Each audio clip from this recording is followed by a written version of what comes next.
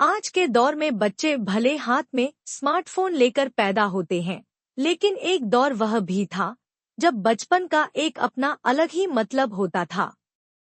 उस दौरान न तो बच्चों के हाथ में स्मार्टफोन होता था और न ही आभासी खेलों की दुनिया, लेकिन समय ने ऐसी करवट ली कि आज के बच्चे पुराने दौर के खेल और बाकी चीजों को भूल ही चुके हैं। याद कीजिए न आप अपने बचपन को, जब दोस्तों का साथ होता था और साइकिल, फिर उसकी अपनी ही एक दुनिया होती थी। लेकिन आज का दौर अलग है। आइए ऐसे में हम आपको हीरो साइकिल के इतिहास से रूबरू कराते हैं। आज भले ही बच्चे थोड़ा होश संभालते ही बाइक की मांग करते हैं, लेकिन एक समय बच्चों को अच्छे नंबर से पास होने पर साइकिल गिफ्ट की जाती थी। ऐसे में हीरो साइकिल की कहानी देखें तो उसका अपना एक दिलचस्प इतिहास रहा है। बता दें कि ये सब शुरू हुआ था बृजमोहन लाल मुंजाल और उनके 3 भाइयों दयानंद, सत्यानंद और ओम प्रकाश के साथ। जी हाँ, वो पंजाब के टोबाटेक सिंह जिले, अब पाकिस्तान के कस्बे कमलिया के रहने वाले थे और बंटवारे से पहले ही वो अमृतसर आ गए थे और साइकिल के पार्ट्स का बिजनेस करने लगे। वहीं एक दिन बृजमोहन ने अपने भाइयों के सामने साइकिल बनाने का प्रस्ताव रखा और कुछ सवाल करने के बाद सभी भाई तैयार हो गए और लुधियाना में काम शुरू करने का फैसला किया।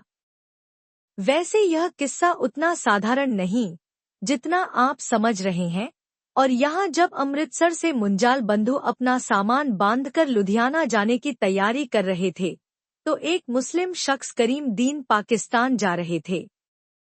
मालूम हो कि करीम दीन का साइकिल सैडल्स बनाने का धंधा था और उन्होंने अपना ब्रांड नेम खुद तैयार किया था। ऐसे में जब वो अपने दोस्त ओम प्रकाश मुंजाल से आखिरी बार मिलने पहुंचे, तो ओम प्रकाश ने करीम दीन का ब्रांड नेम इस्तेमाल करने की अनुमति मांगी और फिर क्या था, करीम दीन ने हाँ कर दिया और वो ब्रांड कोई और नहीं बल्कि हीरो था। ऐसे में यहीं से हीरो की कहानी शुरू होती है। वैसे मुंजाल भाइयों को ब्रांड नेम तो मिल गया था, लेकिन बंटवारे के बाद पंजाब के लुधियाना में आकर बसे इन भाइयों के लिए चीजें उतनी आसानी नहीं थी जितनी एक सामान्य आदमी सोचता है। ऐसे में पहले तो मुंजाल भाइयों ने गलियों और फुटपाथों पर साइकिल के पुर्जे बेचने का काम शुरू किया, लेकिन फिर एक वक्त आता है साल 1956 का, जब ये भाई मिलकर बैंक से 50,000 रुपए का लोन लेते हैं और अपनी साइकिल पार्ट्स बनाने की पहली यूनिट लुधियाना में स्थापित करते हैं। और हीरो साइकिल की वास्तविक कहानी कहीं न कहीं यहीं से शुरू होती है। लेकिन आगामी 10 साल में यह कंपनी काफी ग्रोथ कर लेती है और साल 1966 तक पहुंचते पहुंचते ये कंपनी साल के 1 लाख साइकिल तैयार करने लग जाती है।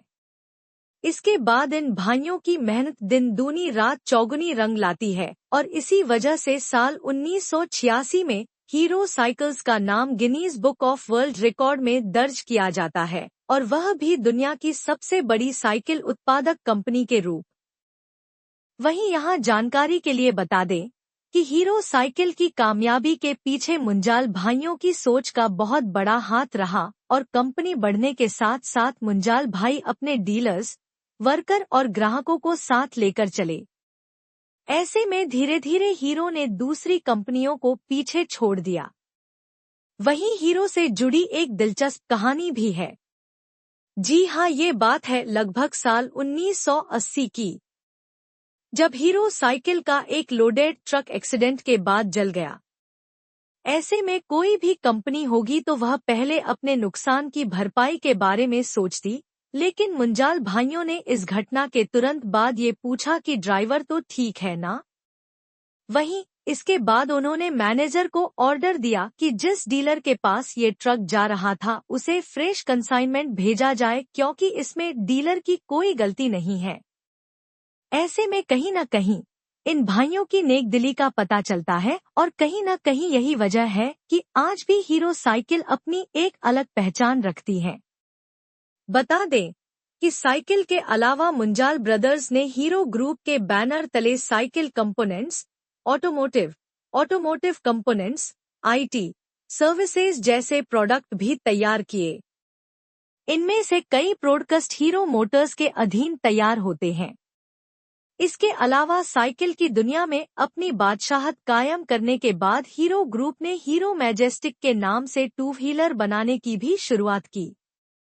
यह बात साल 1984 की है, जब हीरो ने जापान की दिग्गज दोपहिया वाहन निर्माता कंपनी होंडा के साथ हाथ मिलाते हुए हीरो होंडा मोटर्स एलटीडी की स्थापना की और इस कंपनी ने 13 अप्रैल 1985 में पहली बाइक सीडी 100 को लॉन्च किया और तकरीबन ये दोनों कंपनियां 27 सालों तक साथ रहते हुए देश की धड़कन बनी रही।